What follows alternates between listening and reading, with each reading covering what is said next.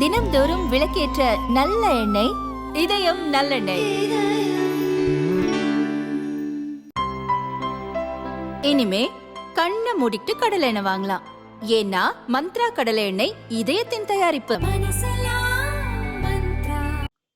2006 முதல் 2011 வரை திமுக ஆட்சியில் கனிம வள அமைச்சராக இருந்த பொன்முடி வருமானத்துக்கு அதிகமாக 1,72,00,000 ரூபாய் சொத்து சேர்த்ததாக புகார் எழுந்தது.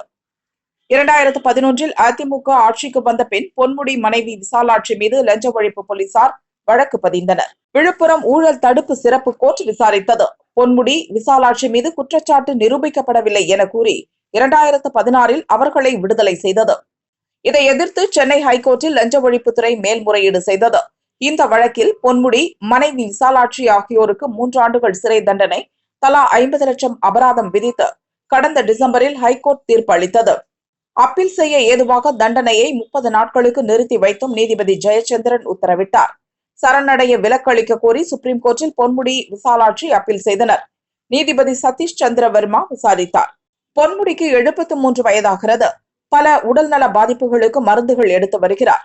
இதை கருத்தில் கொண்டு இருவரும் சரணடைவதிலிருந்து விலக்களிக்க வேண்டும் என அவரது வக்கீல் வாதிட்டார். இதனை ஏற்ற நீதிபதி பொன்முடி, விசாலாட்சி தம்பதி சிறையில் சரணடைவதில் விலக்களித்தார். பொன்முடி சரணடைய வேண்டும் என்ற ஹைகோர்ட் உத்தரவுக்கு மட்டும் சுப்ரீம் கோர்ட் இடைக்கால தடை விதித்துள்ளது.